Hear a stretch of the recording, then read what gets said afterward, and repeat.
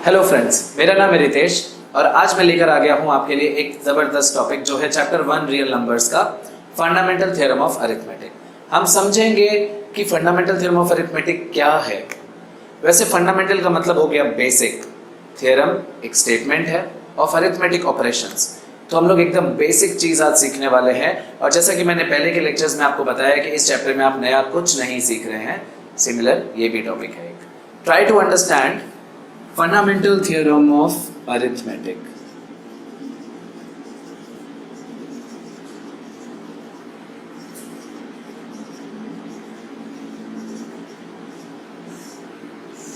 So, क्या कहना चाहता है ये स्टेटमेंट और इसकी क्या एप्लीकेशंस है, मैं फर्दर वीडियो लेक्चर्स में आपको सभी चीजें क्लियर करने वाला हूं। फिलहाल हम सीखेंगे कि इस स्टेटमेंट का प्रॉपर मीनिंग क्या है। हम वर्ड टू वर्ड एनालिसिस करते हैं हर चीज का, इसका भी हम एक एक करके वर्ड टू वर्ड समझेंगे। Try to understand and focus. सबसे पहले यहां लिखा हुआ है एवरी कंपोजिट नंबर। क्या लिखा है यहां पे कि इस यूनिवर्स में आने वाला जितने भी कंपोजिट नंबर हैं। वैसे मैं आपसे कुछ चीजें क्लियर कर दूं। प्राइम और कंपोजिट के बीच का डिफरेंस ये है कि फर्स्ट वो दोनों नेचुरल नंबर्स की कैटेगरीज में आते हैं, राइट। सेकंड, प्राइम नंबर्स वो होते हैं जिनके एग्जैक्टली दो फैक्टर्स होते हैं और कंपोजिट वो होते हैं जिनके दो से ज्यादा फैक्टर्स होते हैं। कुछ और भी छोटी सी चीजें बता दूं। वन कोई ना तो प्राइम फैक्टर है ना कंपोजिट फैक्टर है, राइट। एंड टू जो है वो इकलौता इवन नंबर जो प्राइम कैटेगरी में आता है बिकॉज उसके दो ही फैक्टर्स है, being one and the number itself 2। और यही प्राइम की डेफिनेशन है, one and the number itself. अगर ये दो फैक्टर्स हैं तो वो प्राइम, अगर दो से ज्यादा है तो वो कंपोजिट। हमें बोला गया है कोई भी कंपोजिट नंबर। मैं एक नंबर के साथ आपको इसको सॉल्व करके सिखाता हूं। मैंने ले लिया यहाँ पे 78। चलिए ठीक है, एक रैंडम नंबर जो कि कंपोजिट है। आप यूनिवर्स में से कोई भी कंपोजिट नंबर ले सकते हैं। एवरी कंपोजिट नंबर, फिर क्या लिखा है, कैन बी एक्सप्रेस्ड। एक्सप्रेस कर सकते हैं मतलब मैं यहाँ पे इक्वल टू भी लगा देता हूं। कोई भी कंपोजिट नंबर को आप एक्सप्रेस कर सकते हो कैसे? As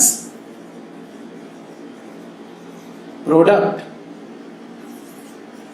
of its prime factors.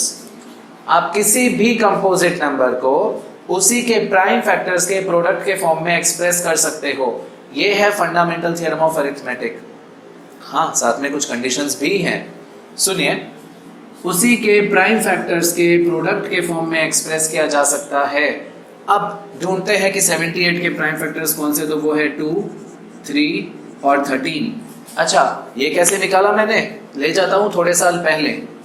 78 ये होता है 2 इंटू 39, ये होता है 3 इंटू 13 और ये होता है 13 इंटू 1। 1 आ जाए तब आपको रुक जाना है। आपके लेफ्ट साइड के जो भी लटकते हुए डैंगलिंग नोड्स हैं, यहाँ पे लेफ्ट साइड के जो भी डैंगलिंग नोड्स है ये आपको देंगे आपके प्राइम फैक्टर्स, राइट। आपको ये ध्यान रखना है कि लेफ्ट साइड में हमेशा कोई आप प्राइम फैक्टर से ही डिवाइड करो। Now 2 into 3 into 13 true prime factors हैं, प्राइम नंबर्स हैं और इनको मल्टीप्लाई करने से मुझे कोई भी कंपोजिट नंबर मिलेगा, राइट। अब फर्दर इस स्टेटमेंट में आगे और क्या दिया हुआ है अच्छे से समझते हैं। This factorization is unique।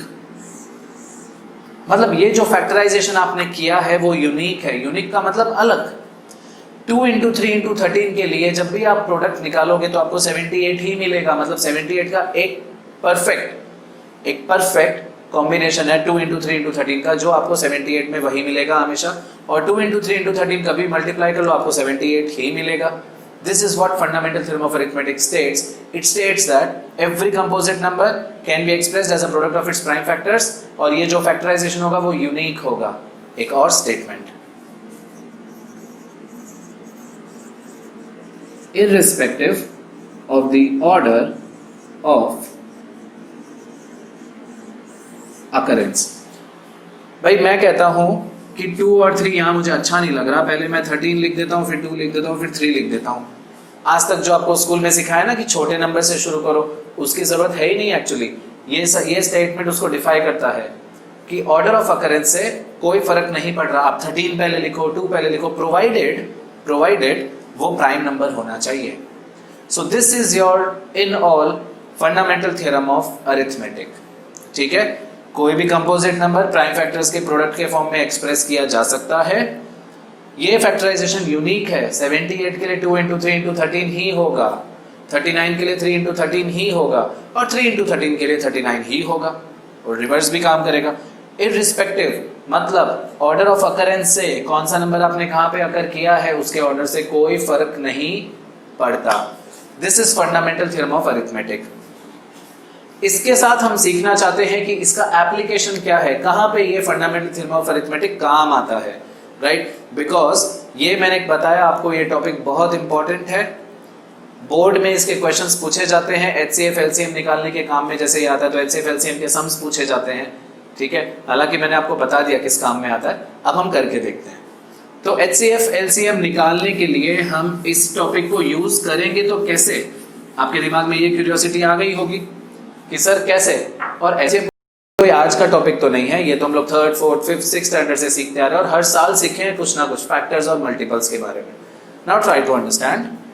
मैं 2 स्टेटमेंट्स आपको याद करवाना चाहता हूँ एचसीएफ के लिए, और 2 स्टेटमेंट्स आपको याद करवा दूंगा मैं एलसीएम के लिए।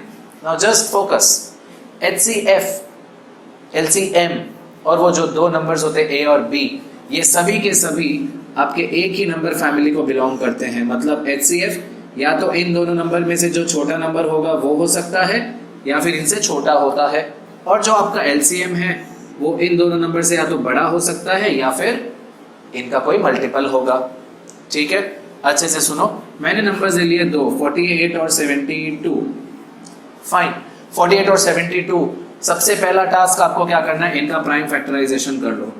तो 48 होता है 2 इंटू 2 इंटू 2 इंटू 2 इंटू 3, ये हो गया 2 raise to 4 into 3 raise to 1, और 72 होता है 2 इंटू 2 इंटू 2 इंटू 3 इंटू 3, ये हो जाएगा 2 रेज टू 3 इंटू 3 का स्क्वायर। इसे मैं बॉक्स में मार्क कर देता हूँ ताकि ये इजीली विजिबल रहे। तो मैंने 48 और 72 का जो है प्राइम फैक्टराइजेशन कर लिया। अब मुझे चाहिए एचसीएफ और एलसीएम इन्हीं दोनों नंबर्स का। कैसे करूं? सर आपने तो कहा था 2 स्टेटमेंट्स बताओगे, तो चलो बता देता हूं। फर्स्ट, एचसीएफ के लिए आपको सिर्फ कॉमन फैक्टर्स ढूंढने होते हैं, और सेकेंड स्टेप है इसका, जो उन कॉमन फैक्टर्स के लोवेस्ट पावर्स होंगे वो आपको लिखने होते हैं।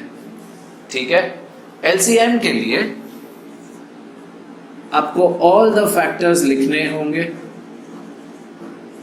और जो इनके ग्रेटेस्ट पावर्स होंगे वो आपको यूज करने होंगे। सर आपने 2 स्टेटमेंट्स लिख दिया, समझाया नहीं करना क्या है। अब देखो, एचसीएफ एलसीएम ढूंढने के लिए पहले प्राइम फैक्टराइजेशन कर दिया, अब एचसीएफ ढूंढना है ना, तो फर्स्ट स्टेटमेंट क्या लिखा है, कॉमन फैक्टर्स।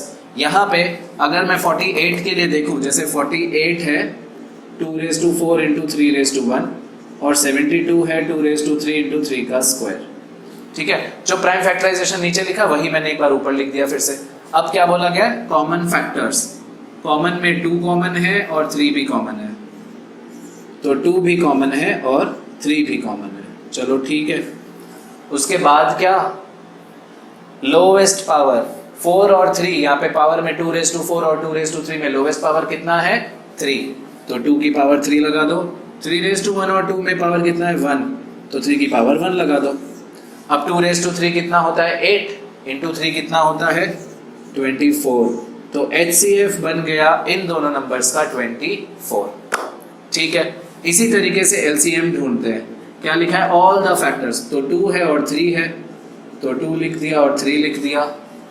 इनके हाईएस्ट पावर 4 और 3, 2 रेज टू 4 और 2 रेज टू 3 में 4 हाईएस्ट है और 3 स्क्वायर में 2 हाईएस्ट है, तो 2 रेज टू 4 हो गया 16 into 9, so your final answer is 144। तो आप ये चीज अच्छे से ध्यान रखिए कि HCF LCM इन्हीं दोनों नंबर्स का ढूंढने के लिए हम ये प्रोसीजर परफेक्ट